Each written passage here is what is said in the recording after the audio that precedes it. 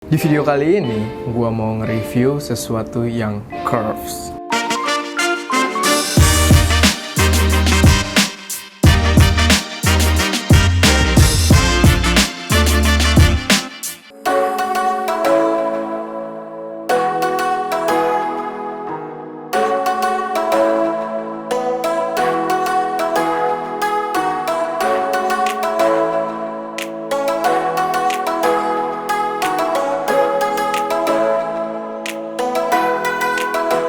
Selamat datang di channel ST Media dengan gua Erwin. Dan kali ini kita kedatangan sebuah monitor yang monitor curves gitu dari sebuah brand bernama Microboard. Kalau kalian mau tahu yang mana monitornya, brand ini menurut gue cukup asing karena gue sendiri baru denger nama Microboard itu dari monitornya ini.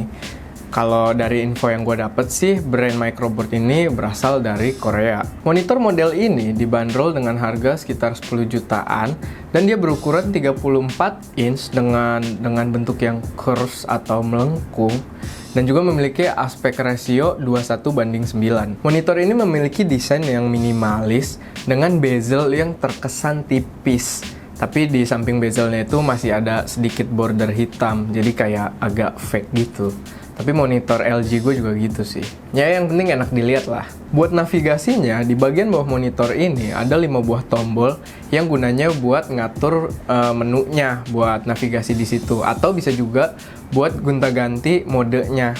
Tapi pas pertama gue cobain, sebenarnya nggak terlalu susah, tapi nggak bisa dibilang gampang juga. Karena menurut gue butuh adaptasi dulu, dan adaptasinya nggak sebentar sih. Monitor ini menyediakan port input berupa DVI, HDMI 2.0, dan juga DisplayPort 1.2. Sedangkan untuk outputnya dia cuma ada audio jack aja. Jadi kalau misalkan lo mau nyolok headset, nggak usah jauh-jauh ke CPU, bisa ke monitornya. Buat kabel powernya itu sebenarnya cukup simple. Jadi kabel powernya itu sama aja sama kabel power di power supply di CPU. Jadi kalau misalkan hilang gampang gantinya.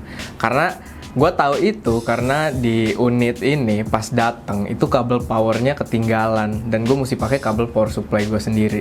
Lalu di monitor ini sebenarnya udah ada speaker yang udah built-in gitu.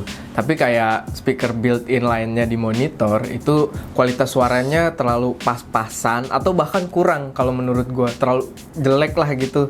Jadi butuh speaker tambahan. Nah, di bagian belakangnya itu sebenarnya ada penutup portnya. Cuman di yang sampel ini ketinggalan juga. Ya, cuman sekedar tahu aja kalau kalian beli itu di belakang ada penutup ya, bakal lebih rapih dari yang kayak di sampel ini. Kaki-kaki monitor yang diberikan itu udah kayak bahannya itu kayak dari besi, yang mana kayak kuat dan kokoh banget. Jadi buat menopang bobot monitor yang berat itu dia udah cukup bagus. Di sisi belakang monitor ini itu cuman dibalut pakai bahan yang kayak plastik doang. Menurut gue sih itu kurang bagus, tapi siapa sih yang beli monitor buat ngeliatin belakangnya? Dan kalau dari sisi depan, menurut gue komposisi warnanya udah cukup bagus. Jadi dia bezelnya hitam, terus di bagian bawahnya tuh dominan silver. Dan itu memberikan estetika yang menurut gue cukup minimalis, tapi kayak ada wow-nya gitu. Dari sisi viewing angle, sebenarnya menurut gue monitor ini itu udah cukup bagus. Cuman ya sedikit curhat juga, karena ini pertama kali gue pakai monitor curves dan gue nggak tahu yang lawan-lawannya kayak apa.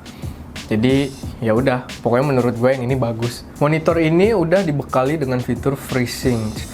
Jadi kayaknya buat gaming banget gitu kan. Cuman lebih terintegrasi mungkin dengan VGA card dari AMD. Dan komputer gue pakainya Nvidia. Jadi gue ngetesnya belum maksimal sih. Refresh rate yang disuguhkan oleh monitor ini sebenarnya udah cukup bagus. Yaitu pada resolusi 4K yang ultra wide itu refresh rate-nya mencapai 100 Hz. Sedangkan pada resolusi Full HD yang ultra wide juga, tapi itu refresh rate-nya sampai ke 144 Hz. Dan buat response time-nya itu dia cuma 8 millisecond. Katanya sih itu cukup cepat, cuman gue pribadi belum tahu gitu perbedaannya secara kasat mata. Terus monitor ini juga udah menggunakan panel Samsung yang katanya sih bikin warnanya jadi kelihatan lebih natural. Tapi gue pribadi masih ngerasa warnanya itu kayak agak sedikit kontras. Jadi mungkin akurasinya masih agak sedikit kurang. Contohnya saat gue nyoba nonton video YouTube dalam keadaan full screen. Nah, di bagian kanan dan kirinya itu jadi ada sebuah ruang hitam karena resolusinya nggak keisi, aspek rasionya nggak keisi. Sedangkan pas gue nyoba nonton film yang emang aspek rasionya sama, yaitu 21:9, itu dilihatnya enak banget, keren, kayak full banget. Biasanya kan ada bar atas bawah. Begitu pula pada saat gaming. Jadi ada beberapa game yang belum mendukung aspek rasio seperti monitor ini. Kayak contohnya yang gue coba adalah Paladin. Itu nggak enak dilihatnya jadinya, terlalu terfokus di tengah. Tapi kalau misalkan gamenya mendukung kayak Battlefield, itu rasa mainnya tuh jadi mantep banget, immerse banget gitu. Terus untuk konten kreator, gue rasa monitor ini belum terlalu bagus kali ya, belum terlalu recommended. Karena garis lurus itu bakal kelihatan agak melengkung. Jadi buat konten kreator, gue rasa bisa jadi kurang presisi. Karena grid atau garis bantu itu jadi kelihatan agak bengkok. Tapi itu sebenarnya personal references sih. Jadi tetap ada beberapa konten kreator yang suka pakai monitor curve. Salah satu contohnya yang gue tahu itu Armando Ferreira. Kalau kalian lihat video-video dia, itu dia kalau produksi seneng banget pakai monitor curve. Tapi buat konten produksi yang menggunakan ruang lingkup 3 dimensi, gue rasa jangan. Karena grid atau garis bantu di interface 3D itu lebih rumit lagi, lebih fatal. Karena selain nilai X dan juga Y, dia juga ada nilai Z yang menunjukkan sebuah perspektif atau kedalaman. Jadi kesimpulannya, menurut gua monitor curve dari merek Microboard ini sebenarnya udah cocok buat bersaing di pasaran. Apalagi dia memberikan harga yang cukup murah di kelasnya. Dan kalau kita lihat dari sisi entertainment atau hiburan, ini udah memberikan kesan yang keren banget, pokoknya bagus banget. Jujur gue suka sama monitor ini. Tapi gue nggak suka kalau monitor ini buat dipakai konten produksi gitu. Tapi tetap yang paling mengecewakan dari monitor ini adalah karena gue harus balikin ke vendornya. Oke, paling segitu aja buat video review dari monitor ini. Semoga bisa memberikan kalian gambaran yang jelas tentang kualitasnya. Dan kalau misalkan ada kesalahan, kayak biasa kalian bisa koreksi di kolom komentar. Terus kalau kalian tertarik buat beli monitor ini, kalian bisa klik link yang ada di deskripsi. Jangan lupa buat like, share, dan juga subscribe di channel ini untuk mensupport kami menghadirkan konten yang lebih berkualitas lagi di masa mendatang.